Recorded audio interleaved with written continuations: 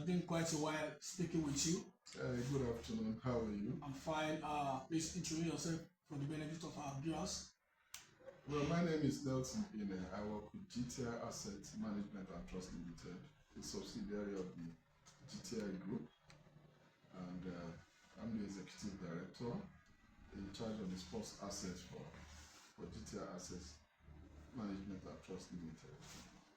I'm your strategic partners to the Nigerian Premier Football League and also the Nigerian Football Federation. For like 2-3 years now, GTI has been in charge, strategic partner to the development of Nigerian Football League. We're in the fourth season now. Fourth season, wow. How will you rate your stride so far? Well, so far, I want to put it in context in terms of looking at the gradual improvement in the league. I always in cooperation with the NPFL board and also the Nigerian Football Federation board support to achieve whatever has been achieved so far. It's been quite challenging, extremely challenging, but then for us, it's a mission that must be accomplished. And the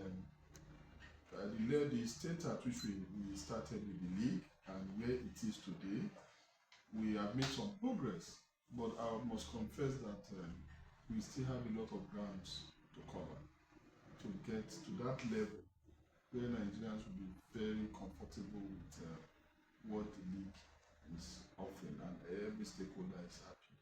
But at least looking at the league today, we all agree that the calendar of the league has been properly aligned, which I think is major, because if you want to deal with stakeholders, they want some level of certainty in terms of your calendar, because your calendar will help every stakeholder with their planning. That has been achieved. Another thing again is for the league itself. The competitive balance of the league has significantly improved. You can see teams today, the win-at-home syndrome, where people think when you play at home you must win. I mean, nobody's looking at that again. You play good football to win. You know, these are some of the impressions a lot of people have in the past, but that has changed completely. The officiating integrity of the referees has improved, which has created a very good level playing field for all teams to compete and compete fairly, and that has been good for the league. If you also recall, you look at the league, it's a league that you cannot say one club dominates the league, or the winning of the league is divided between 2 or 3 clubs. This league today, the title of the league is open until the last phase of the league, and even as the league progresses, you find that staying on top of the table has not been consistent with just one club. As of today, Rivers United is topping the league table. But then, before the end of the season, anything can happen. But at the end, we always expect the better side to win the league, because it's also good for our representation at the CAF level. So, officiating integrity has improved. I must give our referees a lot of kudos. Though they might not be perfect, because we must also make provision for the human error. But we believe that the officiating integrity of the league has improved. But again, we always still say everything is still work in progress. A lot of grounds we still need to cover to ensure that the system is working far better than what it is today. Again, the prize money of the league, which is, I think, has improved the competitiveness of the league. But in the area of the prize money, we are still looking at a situation where we can have another level of incentive to the clubs in terms of getting some incentive as per their placing on the table. So there's a start prize for the winner, but there's also another incentive based on their position at the end of the season. They are placing on the table. We are also looking at that. There are a lot of things we are looking at to improve. So then again, also there's orderliness in the league. Yes, there might be 1 or 2 instances. You see, one thing people must realize, these 1 or 2 instances may likely occur sometimes, because in a football match, there's so much emotion involved. If you say you have a 20,000 capacity stadium filled up, you are dealing with the emotions of 20,000 people at a go. You see, you can't control that. There's no way you can control every one of it. Sometimes things might get out of order, but the most important thing, when it gets out of order, what measures are in place to ensure that sanity is restored to the system? We saw what happened in the finals of the CAF. That is the biggest tournament in Africa. Like I said, it's emotion. People's emotions are involved, and sometimes these emotions can lead to very unpleasant circumstances, but then it has to be managed. And in that regard, I would say this league has been relatively stable. The league has been relatively stable in that regard, despite one or two instances. But again, you see, when those things occur, the NPFL board, the NFL, they always ensure that certain measures are taken to arrest such situations, and also to forestall the occurrence of such things in the future. That also has been achieved. Then if you look at the broadcast, putting matches on television, you also recall that we have a streaming platform that have been streaming the Nigerian matches. But beyond that, we are also looking at having the television on the terrestrial, having it on various TV platforms beyond just streaming. So going forward, the contract we've signed with the broadcasters, that's the in-view technology that was signed with the league, their approach is free to air. And why is it free to air?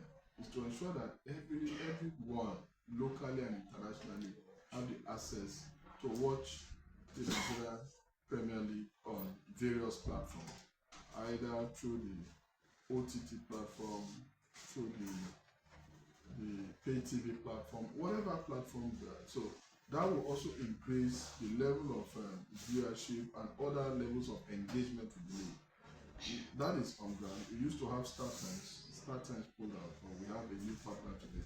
And they started the test run. That was this weekend that just passed. There was a test run in Ibadan. But again, if you even still find out, the streaming platform still had all those live matches running. So, meaning that today the matches are on television, and we still expect to improve in the area of broadcast, media, and publicity, and also other aspects of the league that we're also focusing on to ensure that we're able to grow the value of the league and make it very attractive to various partners to come on board. Yeah, that's quite exhausting, and I must confess that it's not been easy managing football, local football here, so to speak. Now, can you highlight some of the challenges and ways forward? Okay, yes. You know, like I said in one of my interviews, the mindset needs to change. We must look at the NPFL as a sport asset, not just as a football event. That is how sports is being looked at today, especially at the elite level. At the elite level, sports tournaments like this, leagues, are seen as sports assets.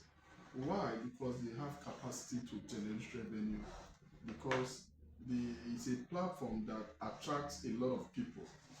And when anything that attracts people is indirectly creating market, you know. So we should look at the league as a sport asset, and looking at it as a sports asset, we should focus more on the business component of this league. Some of the fundamentals have been addressed. These fundamentals that have to do with the orderliness, the alignment of the calendar, putting a proper financial management structure in place that is transparent, accountable. We have all those in place now. Now it is to focus on what will drive the revenue of the league, drive business, what will attract all these brands. We've been engaging with the brands, and we also begin to understand their level of expectation. So what is going to drive them to come to the league? Just like other leagues all over the world, you know.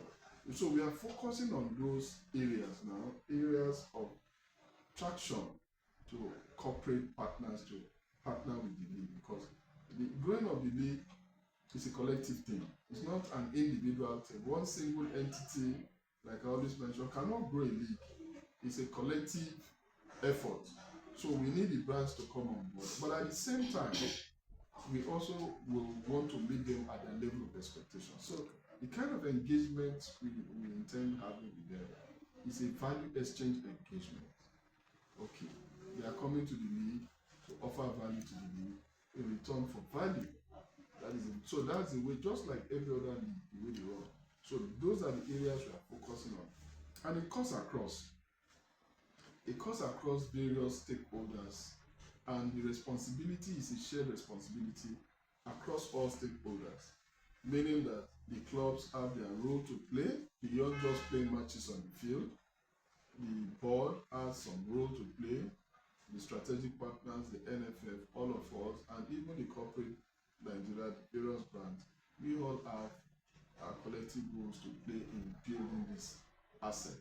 And that is the focus going forward, that we believe that bring a lot of value to this asset. So we're going to be working with the board, the clubs, and looking at those areas that we really need to improve upon.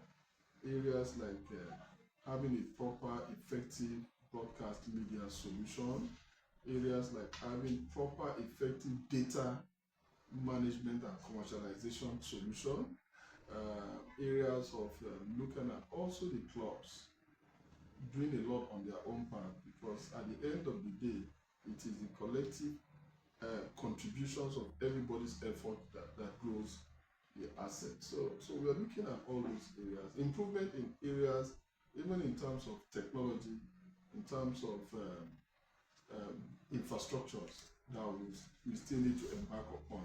So we are looking at all that. Then training is also very key. Like I talked about mindset, the only thing that can change mindset is continuous capacity building activities, training and retraining, seminars, engagements, lectures, to make us align our thoughts with modern trend in sports management. So, like I said, the whole thing is still a work in progress, and we keep doing what we're supposed to do. Okay, from the sporting angle now, most countries, particularly in the West African sub-region, do have local players in the national team. And despite the fact that our league has improved in terms of the welfare, the organization, the management, and the harmonization of the calendar so far, your personal opinion, are you happy that none of our local players made it to the Super Eagles? I'm not happy, but I'm not surprised at the same time. Why? Good. You see, talent in football, in sports generally, it's about incentive and reward. It is your reward system that retain talent in the league. And you see, talent will always gravitate to where the reward system is higher. You know, the football ecosystem, you have the local and you have the global. And the good thing about football, players can easily migrate, move from one place to another seamlessly, because one, the rules are the same, the game is the same, the approach the same.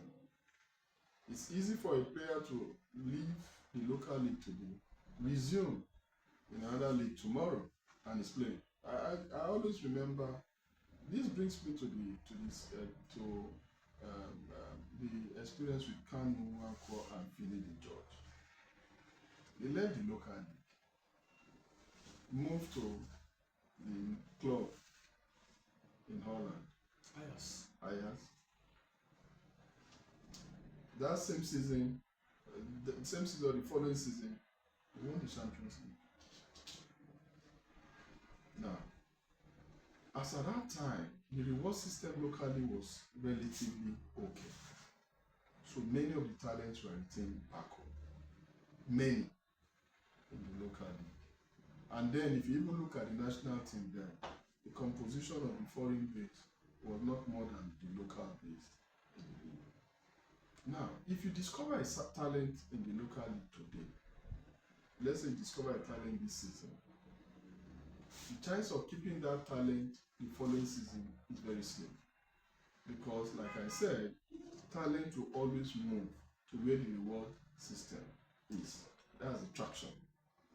So, now, since the reward system is not too encouraging, that is just the fact.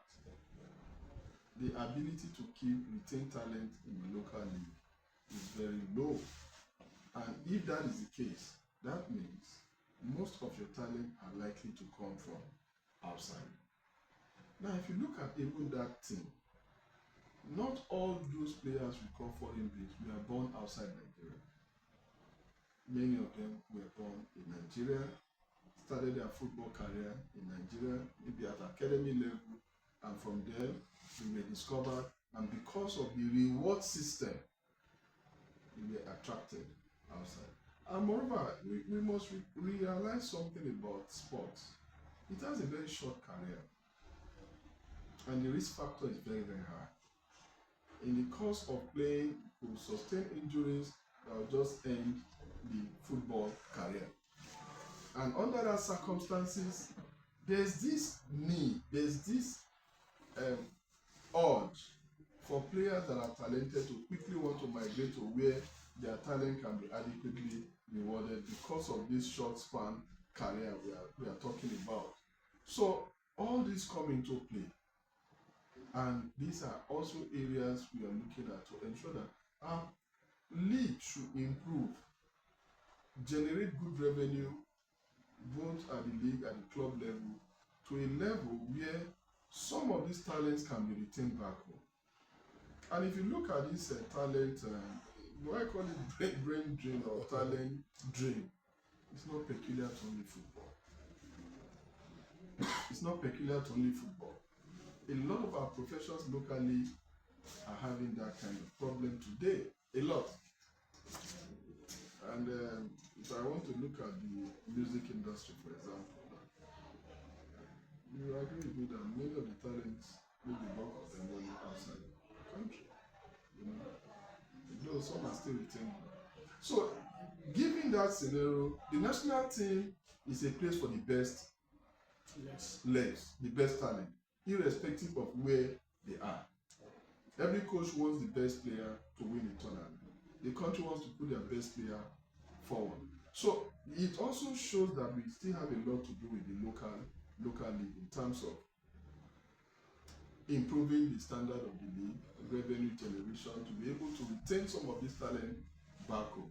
And I believe, again, you see, sometimes when even players are retiring, most times they retire back home to come and finish their career. Again, the environment must be, the reward system must be attractive enough to keep them. So quite a lot of work to be done. I believe that with time, the trend will definitely change. Not that it will change completely, but with what we are working on, there's a second phase of this project we are working on. For us, we've only done with the first stage. There's the second stage we are looking, which is the advisory transformation stage, where we are now going to be looking at the clubs. Our clubs need to be restructured,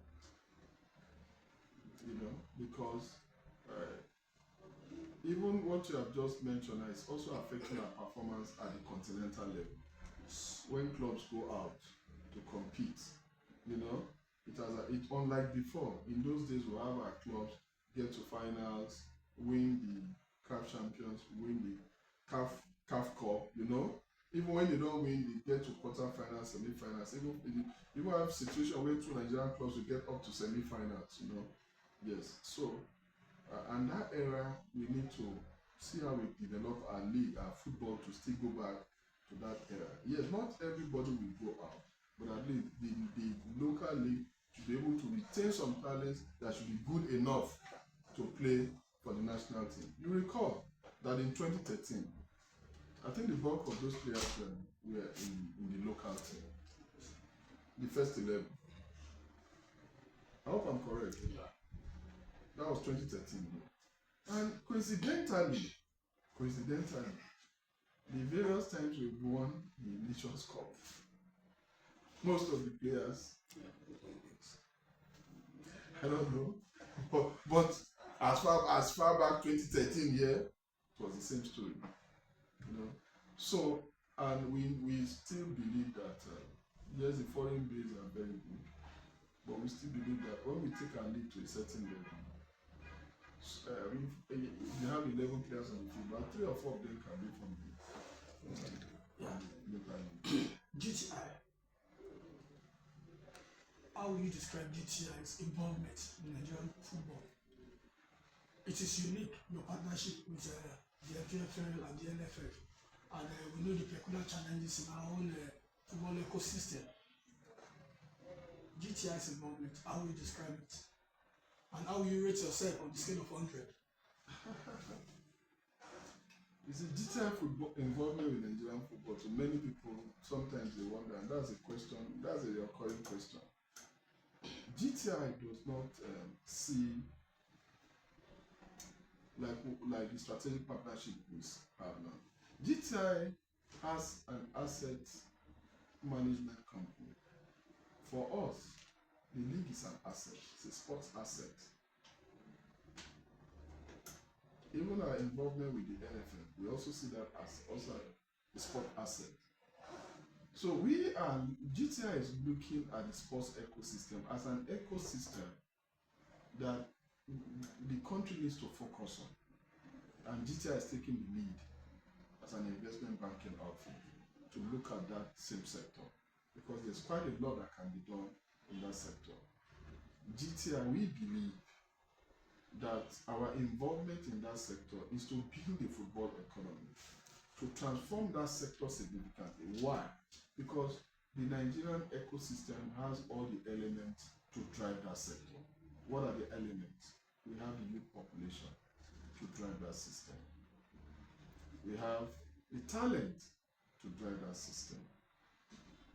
We have the economics to drive that system. So we believe that with our involvement with that ecosystem, coming in as strategic partners, trying to work with various partners to transform that system, we believe just a matter of time, the real value of that system will evolve to the benefit of all stakeholders. And that is why we set up the Nigerian Football Fund, to get the involvement of all stakeholders, all Nigerians, all investors, because whether you like it or not, the sport asset grows, and it grows and generates revenue. Unlike in other clients where they don't have the kind of investment vehicle we have created with TNFF. The whole idea of TNFF is, okay, Nigerians, this is our sports sector. We're all passionate about this sports sector. We intend to grow it. Come and invest in the TNFL. You are investing to grow this sector, and once the sector begins to grow, your own investment begins to grow along with that sector. So your investment is tied to the growth of that sector, because whether we like it or not, the sports sector is going to grow. With what we are doing now, it's just a matter of time. And so what we have done is come invest through the vehicle of the Nigerian Football Fund, which is open to everyone. Even as we are speaking now, Nigerians can go to the website tnff.gti.com.ng, click on that website, invest. You are investing in the growth of the Nigerian sports ecosystem. And as the ecosystem is growing, your investment is also growing. So that is the whole idea. For people, imagine if England had that kind of investment vehicle for the EPL and for other sports assets in England. Imagine people that invested in those assets 10, 15 years ago. What do you think that level of investment would be today? So what GT has done, like for us, it's about innovation and creativity. What we have done is to say, okay, fine, these are ecosystem that needs some level of attention, some skill, some direction, and that is what GTI has done. To support that, we have also created an investment outlet through the Nigerian Football Fund, where Nigerians that are passionate about sports, about football, can invest in the future growth of this sector. Like I said, we are very optimistic the sector is going to grow. based on the elements I mentioned. The sector will experience what the music industry in Nigeria is experiencing. It's just a matter of time. The sector is going to experience what the movie industry is experiencing. It's still, they are all built on the same principles. And if you look at where even these industries thrive in other countries, the sports sector is always bigger. It's all over. The sports sector is bigger. And in Nigeria, the sports sector is also going to be bigger. And we believe we started that work, and we are also gradually, year in, year out, significant growth in that space. Now, I must ask you this. The National Sports Commission, led by Sheikh Diko and Bukola Rapade, they have been at the aim of affairs of Nigerian sports for I think 2 years now, and the reviews have been positive. Now, in view of what GTI is doing to change the narratives and revolutionize Nigerian football, what are the signs of cooperation between the NSC and GTI in terms of the financial aspect and the administrative aspect of taking Nigerian football forward? Well, one thing I'll say is that, you see, for whatever we've been able to achieve with the league today, or whatever improvement that has been with the support of the NPFL board, the NFF, and also the Sports Commission, because they regulate sports in the country, and they've offered their own level of cooperation in all these arrangements. But I'll also tell you, there are also engagements which they are involving on how we can have some sustainable funding for some of these sports assets. It's a continuous engagement. As I'm speaking to you now, the engagement is on. And I can assure you that before the middle of this year, before the middle of this financial year, we are going to see some significant improvement in that space.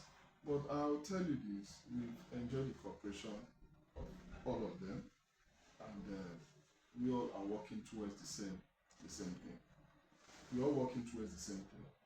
That is building the Nigerian sports ecosystem. And the good thing today, if you look at the leadership of the Sports Commission today, they're also looking at sports from the business angle. They believe in that principle. They understand it very well. And I think within the short time they have been there, it's not only about football. They are not concerned only about football. They are concerned about sports generally. Even we are looking at sports generally, but our own first entry point is football. Let me also mention that the Nigerian Football Fund is not only about football, it's about the sports sector. For us, the entry point first is football, and from there we also move to other aspects of sports. Now, lastly, I'll say it's not easy because of our own peculiar terrain and the seeming apathy of the corporate world towards supporting our sports, and that has to do with accountability and responsibility. In the next 5 years, where do you see Nigerian Football League under the strategic partnership of GTI? In the next 5 years, what I would say is that the kind of result people are going to see is going to be very amazing. Because and I'll tell you this: if you also go and look at the involvement of a lot of sports assets, we have done our work in that space. Initially, it's a gradual process, but it gets to a point, the whole thing explodes. So, because we are the confidence building stage now. The good thing today is that, if I'm using the NPFL as a good example, the good thing today is that there's proper system of financial management, transparency and accountability. There's a proper structure driving it. In fact, for us, we've even taken that level very high, because part of the custodian bank we use for the is regulated by the Securities and Exchange Commission. So we've done it in such a way that the financial management has been brought under some kind of financial discipline and regulation. And that is key. So for a lot of corporate brands that want to partner with this league, the assurance we are giving all of them today there is proper financial management structure in place to run this league, similar and even better than what you have in many of these developments. Because what we are trying to do is to surpass whatever some of them have been able to achieve. And I know one thing for the Nigerian spirit, the moment we begin to drive all these things I've mentioned, I can tell the result is going to be very, very significant. And the transformation is going to be very, very fast, and the result is going to be very, very significant. And it's not too different from all the trend that we see with other sports, their evolvement to where they are today. If you look at the EPL some 30 years ago, you look at even the NBA some 30 years ago, you look at some of these leagues some 20-30 years ago. If you even go and look at some of those matches or some of these leagues, just 10 years back, you'll be wondering, did they actually play on this kind of facility some 10-15 years ago? You know, so it's a continuous level of improvement. And I'll tell you, finance plays a lot of role in all this improvement. And that is where the corporate Nigeria, corporate brands, we are supposed to come together and build together. So it's not a case of you bring your money to the league. Oh, no. Now what we have is what we call responsible partnership arrangements, where we sit with the prospects, the partners, we agree on deliverables, we agree on KPIs, then we have a proper evaluation monitoring system of the partnership we have.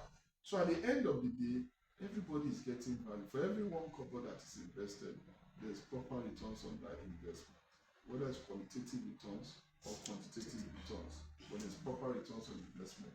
And at the end of the day, all parties are happy with it because they are also involved in the whole system. So that's the kind of system and arrangement we have in place. So I'll be honest, we've enjoyed their cooperation, but I'll tell you this, the cooperation is still, there's still a lot of room for more of those kind of cooperation to enable us get to our desired destination and objective. I want to wish you all the best going forward for Nigerian football. Like I will tell you once again, it's not an easy task, but I know it's doable. You can achieve it with lots of optimism and positive thinking. I wish you all the best, and it's been a pleasure once again speaking with you. And together we will move Nigerian football forward. Thank you very much. Thank you. Thank you. Thank you very much.